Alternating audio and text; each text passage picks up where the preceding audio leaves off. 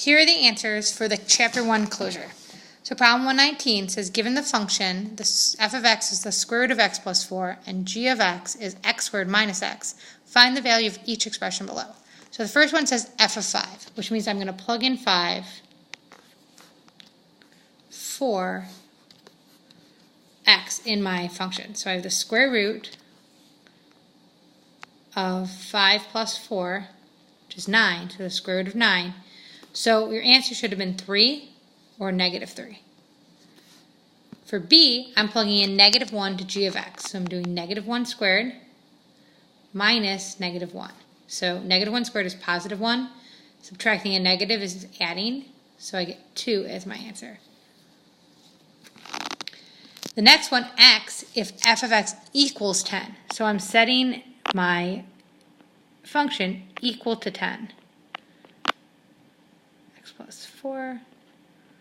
So the first thing I'm going to do is square both sides. So I get x plus 4 equals 100. And then I subtract 4 from both sides. So I get x equals 96. So anytime it tells you that f of x or g of x equals something, you're setting it equal to the function, not plugging in. So d, if f of x equals 6, so I have x squared minus x equals 6. So I get x squared minus x minus 6 equals 0.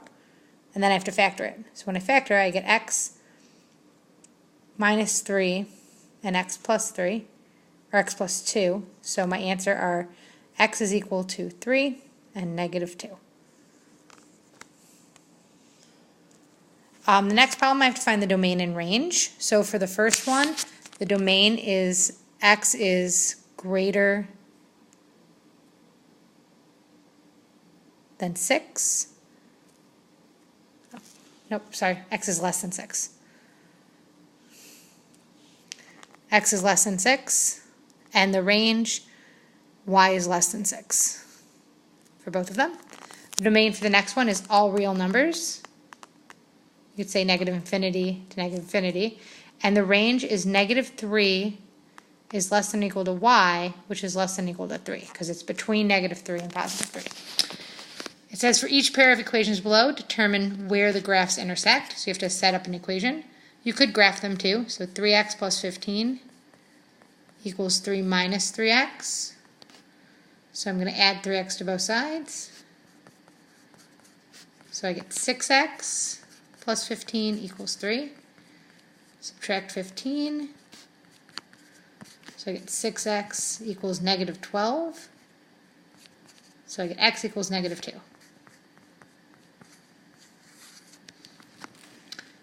Then to plug it back in, so I'm going to plug it back into the second equation. I do 3 minus 3x.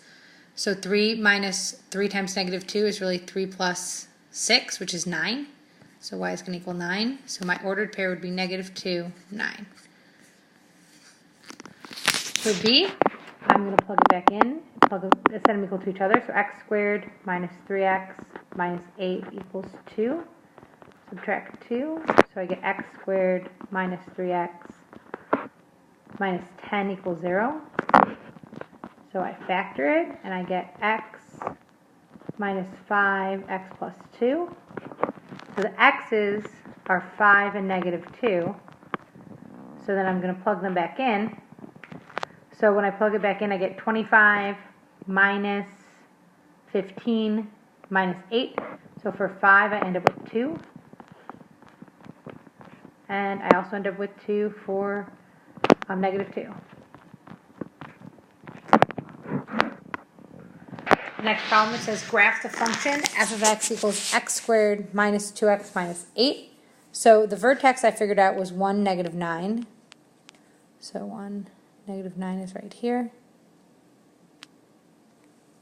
And then the domain is all reals, because it's going to just keep going. But the range has to be greater than or equal to negative 9. The y-intercept is 0, negative 8. And there's two x-intercepts, negative 2, 0, and 4, 0. So negative 2, 0. So my parabola is going to end up looking like that. Okay. Next says graphic equation below and find the x and y intercepts. So for the first one, it's at positive 8. It's right here, and my slope is negative 3, positive 2. So my equation is going to look like this. My y-intercept is 5 1/3, 0. And my y-intercept is 0, 8. The next equation, first thing I want to do is put it in y-intercept form. So I get negative 3y equals negative 2x minus 6. Let's try to write that a little bit further over. Negative 3y equals negative 2x minus 6. Divide everything by negative 3. So I'm going to get y equals 2/3 x plus 2. So my y-intercept is 2. And my slope is 2/3. So my graphs are just like a rough sketch because it's hard to sketch with a stylus on the iPad. But my x-intercept is negative 3, 0. And my y-intercept is 0, 2. Problem 124 says find an equation of a line that goes through the given points or has the given slope. So for the first one, it gives me a slope in an ordered pair. So I would just plug the slope in the ordered pair into the y equals mx plus b form. So I would do 8 equals negative 5 times 2 plus b. So I'm going to get negative 10. So it's going to end up being 18 equals b. So then I rewrite it, y equals negative 5x plus 18. The next one I have to find the slope first, so I subtract. I'm going to do my y's minus my x's. Negative 4 minus 4 is negative 8. 5 minus negative 3 is positive 8, so I get negative 1 as my slope. So then I'm going to plug it back in. So I'm going to get, let's do negative 4 equals negative 5 plus b, so I get 1 equals b. So my equation is y equals negative x plus 1. C, same thing, it gives me two ordered pairs, so I have to find the slope. So first I'm going to subtract the y's and the x's. So I'll do negative 5 minus 4 is negative 9. 4 minus 2 is going to give me 6, so my slope is negative 3/2. When I plug it back in, I end up with b equals 1, just for room's sake. So I'm going to get my equation to be y equals negative 3/2 x plus 1. Okay. The next problem says solve the equation below. So for the first one, I need to cross multiply. So I get 3 groups of x plus 2 equals 5 groups of 10 minus 2x. So I get 3x plus 6 equals 50 minus 10x. So I simplify a little bit, move the 10 over, get 13x equals 50 minus 6 is going to give me 44. So I end up with x equals 44/13. For part B, I'm going to multiply both sides by x. Oh, sorry. First, I have to get rid of the 1 before I do that. First, I'm going to add 1. So I'm going to get 3 over x equals 9. Then multiply everything by x. So I get 3 equals 9x. Divide by 9. And I get 1/3 equals x. The last one, I'm going to subtract the 18. So I'm going to get x squared plus 3x minus 18 equals 0. So I'm going to factor it, and you can box and diamond it if you want to. You end up with x plus 6 and x minus 3. So we get x equals negative 6 and positive 3.